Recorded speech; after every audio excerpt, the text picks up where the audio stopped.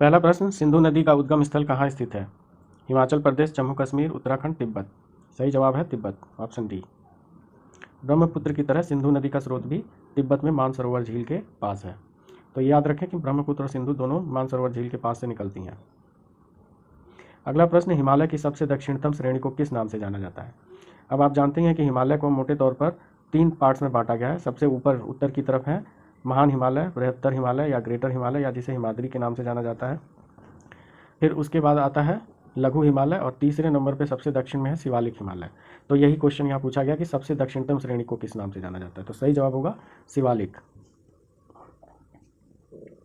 अगला प्रश्न है, पुदुचेरी का माहे जिला भारत के किस तट पर है? अब आप जानते हैं कि पुदुचेरी जो है ऐसा एक केंद्र शासित प्रदेश है जो कि 3 राज्यों में है। इसके 4 जिले हैं और वो 3 अलग अलग राज्यों में है, आंध्र प्रदेश, केरल और तमिलनाडु में। तो माहे जिला भारत के किस तट पर है? तो माहे है केरल के अंदर, और केरल का तट क्या कहलाता है? मालाबार। तो इसका सही जवाब है मालाबार तट।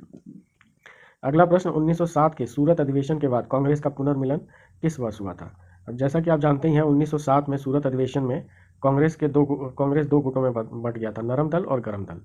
वो दोनों एक दूसरे की सूरत भी देखना नहीं चाहते थे।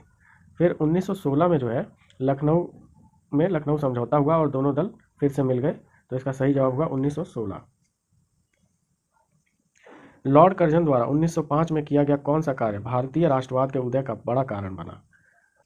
तो 1905 में बंगाल जो है भारतीय क्रांतिकारियों का गढ़ बन गया था और तरह तरह के आंदोलन वहाँ स्वतंत्रता के लिए चलाए जा रहे थे। तो लॉर्ड कर्जन ने सोचा कि अगर हम बंगाल को 2 भागों में बांट दें तो इस आंदोलन को दबा सकते हैं। तो उन्होंने बंगाल का विभाजन किया था, और बंगाल विभाजन के कारण फिर स्वदेशी आंदोलन चालू हो गया और राष्ट्रवाद की भावनाएं और मजबूत हो गई। 1857 के विद्रोह के समय भारत का गवर्नर जनरल कौन था? लॉर्ड माउंटबेटन, डलहौजी, कैनिंग या फिर लॉर्ड लिटन? तो सही जवाब होगा इसका लॉर्ड कैनिंग। 1857 की क्रांति के दौरान लॉर्ड कैनिंग भारत के गवर्नर जनरल थे। इसे याद रखना बेहद ही आसान है।